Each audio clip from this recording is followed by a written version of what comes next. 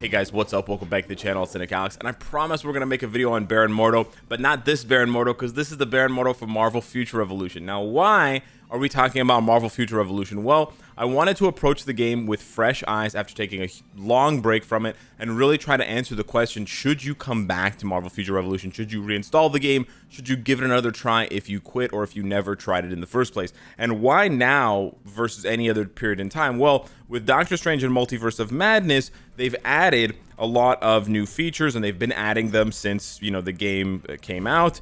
They've refined a lot of features, and they've added Scarlet Witch as a brand new playable character after Magic. So this is really, I think, a good point of reference for those of you who maybe quit 6 months ago or quit 8 months ago to see how far the game has come in this time. Because I really love Marvel games. I do think this game does a lot of things well. I do think this game could do a lot of other things better, much better. So I just think it's sort of an interesting topic to cover. And for those of you who really like Doctor Strange in the Multiverse of Madness, for those of you who really like Wanda, you do have some content here that you can explore completely for free and have fun with in the meantime. So yeah, I'm going to show you some autoplay gameplay while we talk about a couple of the first features. Wow, that's loud.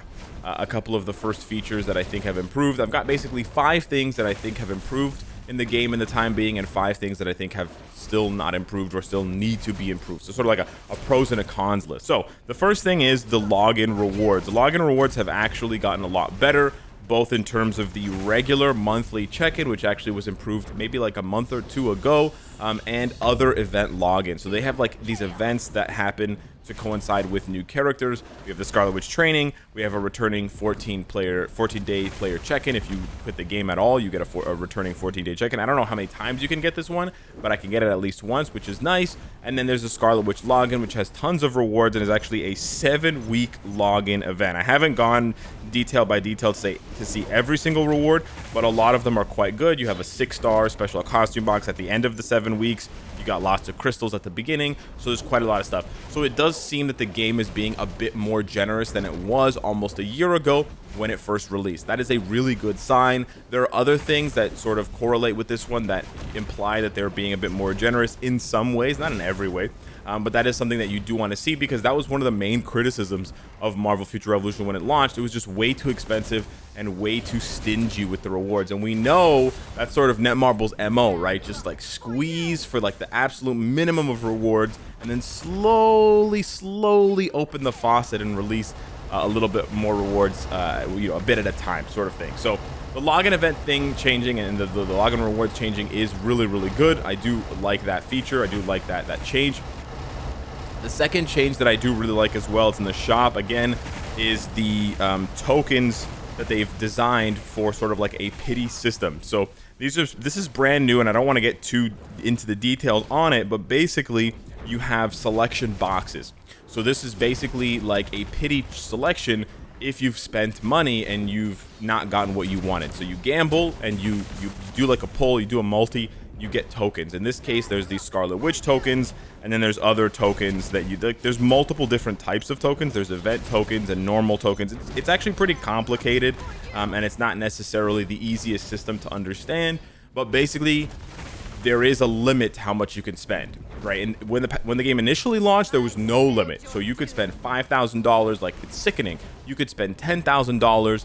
And you may not get what you want, right? Because there's only a chance to draw some of these things, right? There's only a chance. And the chance is, as we know, very, very small.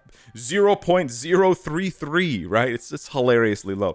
Now, at least, there is a more robust system in place so that the whales won't spend as much. And so what you can do, even as a free-to-play player, it's going to take a lot longer than it will in a game like Marvel Future Fight or other games, but you can basically just bide your time. You can save up your crystals and save up your crystals and save up your crystals, and then when you have a large amount, 17,000, 20,000, 30,000, and there is a specific set for a specific character that you want, you can go all in on it knowing that you have this sort of safety net to catch you if you don't get what you want, because then you can go and you can select a specific 4-star special costume. It's still a pretty complicated system because there's regular costumes and special costumes, so you do have to be careful and do a lot of research. Don't just dive into this thinking that it's exactly like other games and you're gonna be able to figure it out right away. That's a bad idea. That's a risky proposition, but It's a much better system than they had before because, like I said before, there was no safety net at all, and we went through that with Marvel Future Fight with no pity system, and it's a nightmare, right? Oh, I went 20 pulls and no CTP. Wow, that's garbage. You wasted all that money, right? So that's a better system. Another system that's brand new that's actually really cool is called the Pegasus Base. Now, this is basically for you players out there who want to grind without even playing the game. It's a pretty cool system, and basically what you do is you send your character on missions, and they do the missions, like the actual missions in the game, but you don't even have to be in the game. I can't really show you this one because it's time sensitive, but basically I'm going to switch over to Star-Lord here quickly. We'll go back to Scarlet Witch in a second, and I'm basically just going to collect all these rewards. So it did all of these missions for me sort of overnight. Some of the missions require these items that you can buy once a week for free for gold. So it's not, it's not a perfect system. There is a little bit of like, we're trying to get money out of you, but you can sort of farm a lot of the missions in between, like the actual story missions. So this allows you to basically skip the story on subsequent characters, but still get all of the rewards. So I'm just going to hit mission complete, and it's going to basically just aggregate and show me. So I just did all of that without actually having to play him. It doesn't actually seem like all that much. I went up from level 5 to level 9. Sometimes it's a much larger chunk of missions, so you can get like, 500,000 gold and like millions, 5 million XP. But I basically used this Pegasus system recently to level up a bunch of my characters to a much higher level. And so basically what you can do is you can go in and you can set 3 characters up, and then you can basically just set them to play a certain amount of missions, as long as you have those tickets if you need them for those. There's sort of like boss missions in between, and you can even change characters, and you can set up other characters. Okay, I want to send Spider-Man on a mission, so we're gonna go back to the Pegasus base, and now Spider-Man, we're gonna send him on some missions. As you can see here, we're going to go to Xanderth. I'm on a mission right now where I need tickets, which is why I stopped. But otherwise, if I didn't need the tickets, I could do all these missions, and it tells you how long it's going to take. But once you set this up, the cool thing is the game is sort of just like cooking in the background. It's like a crock pot. You're just setting it and forgetting it. And so the timer is there, but you don't actually have to be in the game. You don't have to even watch. You actually don't even watch. So you can set 3 characters to go do Pegasus missions, which is basically just run through the story for free while you're playing a 4th character. The next thing I like that MFR has been doing lately and sort of expanding on is the crafting system. And they have a dedicated crafting system and a limited time crafting system for special events. I'm not going to get too much into the details on this, but basically, in addition to the regular crafting that the game had when it came out, which is basically untouched and it's the same, you now have like badge crafting and other kinds of crafting that can eliminate some of the RNG when you're trying to focus farm specific items. You still have to pump gold into the system, so it's not a perfect system and you could still get wrecked by RNG, but it does normalize your RNG a little bit. And with things like battle badges where you're playing a Maestro or you're playing whatever and you're constantly only getting 4-star badges, you can actually crunch those up to 5-star and then 6-star, which allows you to actually feel like you're making progress. So that is one aspect of the progression that they actually have fixed, which I actually really like, because that's my major problem in the con section for this game long term. The last thing I really like about Marvel Future Revolution is the Epic Invasion.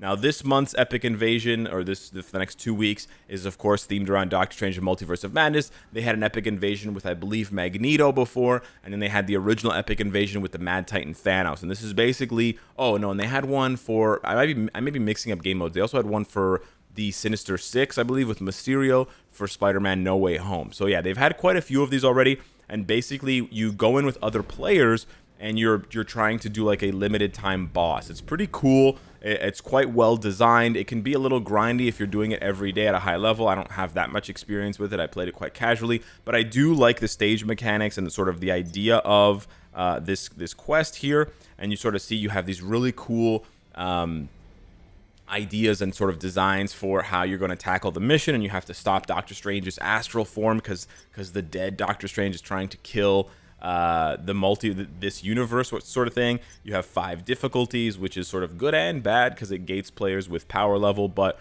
I think this is a really good game mode in essence. I'm not 100% sure about the rewards because, like I said, I haven't played it too seriously. I played it more casually, but I do like the idea of this content, and I really like that it's time-limited content, which means that you're not worrying about farming it every single day forever. It sort of comes and goes, and you have sort of a nice change of pace with that. Speaking of change of pace, now let's get into 5 things that I don't like about Marvel Future Revolution. The first one is pretty straightforward: the gambling rates. They're still exactly the same. While they have introduced the pity system, the pity system only gives you a certain number of tokens. As you can see, one pull gives you 10 tokens, so you have to do 20 pulls to get 200 tokens. That's still going to cost you. You can do the math on how many crystals, close to 40,000. So it's just still way too expensive in my opinion. And also the bundles for crystals haven't changed either. So if you're trying to purchase those things, you're still going to have to fork over the same amount of money for the same amount of crystals. So that hasn't changed, and that is still quite bad.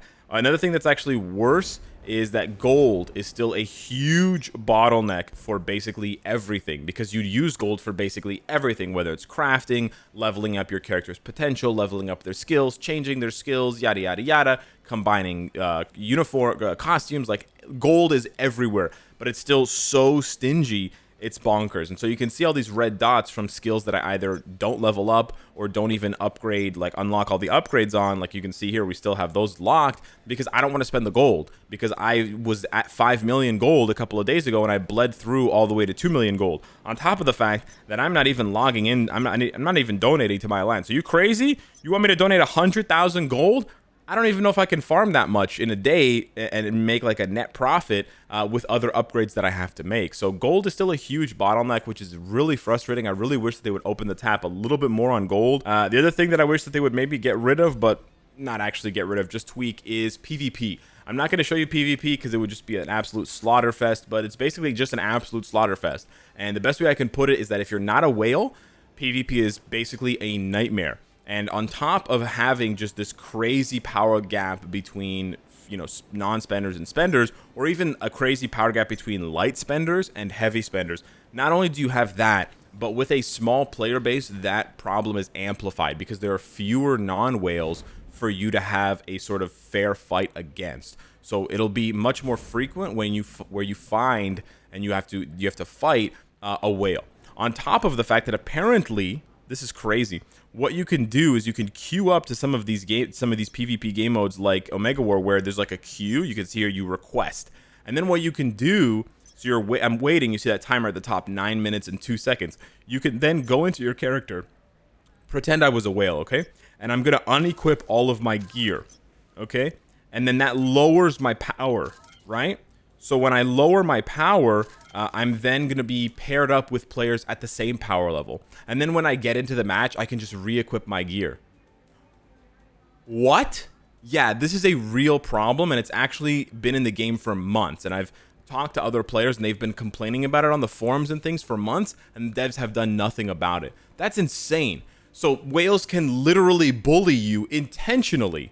So when you queue up into the game and you find someone with, 500,000 power more than you, that might not be just a coincidence or bad matchmaking. That might be the player literally intentionally doing that to then just bully you and just destroy you.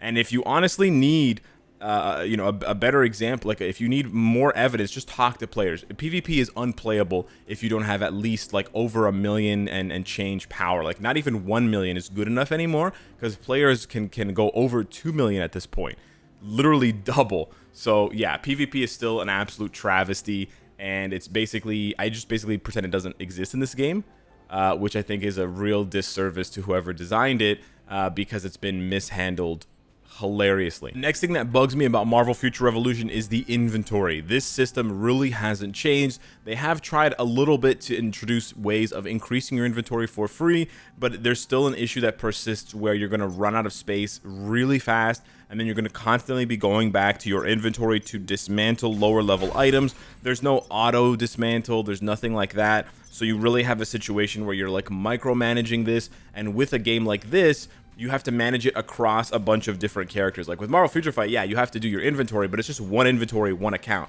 But with this game, they split it up. So you have a shared inventory, which is like your account inventory, but then you have an inventory for each character. So you're going to actually see a cascading effect where you have inventory issues with every single character that you play on, which is super duper irritating. Now, I will acknowledge that they have introduced a couple of things to sort of try and fix that, but it really hasn't helped much. I don't know where it is in this menu right now, but I think it's like squad training or something. I don't know where it is, but yeah, basically it doesn't really do enough. You have to basically just build up your account and build up your companions to unlock 5 inventory slots at a time, and it's not a really great system, and it doesn't really solve the problem. The last issue that Marvel Future Revolution has, in my opinion, is probably the biggest, and that is the roadblock that you hit when you're playing the game and you play through all of the story content and you go through all of the PvE stuff and you equip the best items you can on the character because you want your Scarlet Witch, your Doctor Strange to be as strong as you can, but you still hit a roadblock. Anywhere from 500 to 600,000 power, you're going to hit a roadblock, maybe a little bit more than 600,000 if you played since launch. And basically, once you hit that roadblock, the game just turns into a daily grind fest where you're just going in, grinding, crossing your fingers to get a small bump in power, and then when you do or you don't, you log out and you rinse and repeat the next day.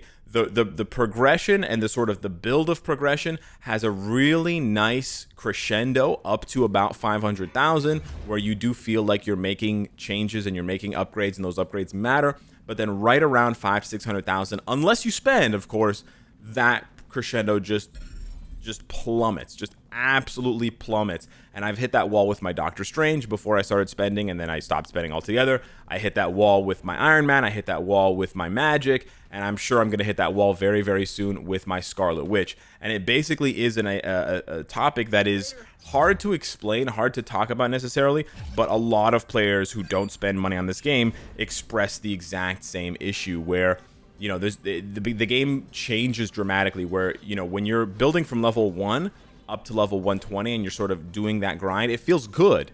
But then once you hit 120 and you sort of realize that the grind has changed, and now it's these very small, very incremental buffs and incremental power increases, the fun factor just gets sucked right out of the game. So that's going to be a more difficult issue for the devs to tackle, because that involves tweaking like a lot of different systems in the game.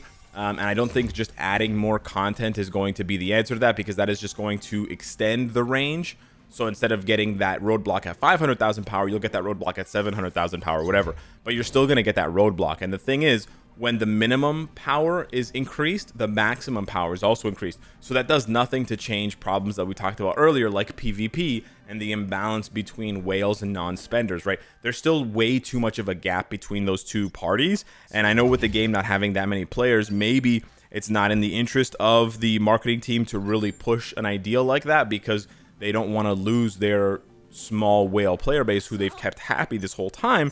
But I don't know. I really think that's more the answer than what they've currently been doing.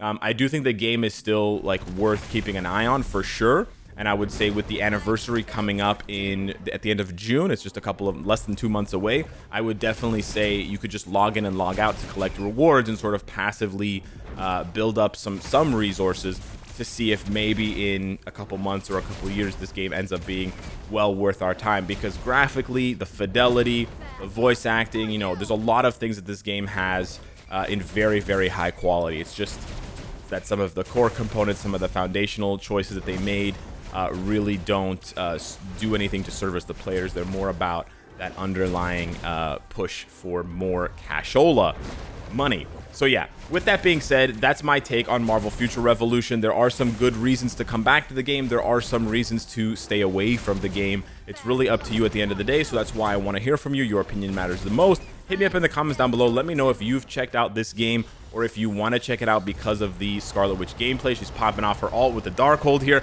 I should have shown this at the beginning of the video rather than at the end, because this is probably one of the coolest things that she does, and one of the, you know, reasons why I'm actually still playing, because I really enjoy this animation. But yeah, hit me up in the comments down below. Let me know what you think. Thank you so much for watching. Smash the like button, and I'll see you in the next one.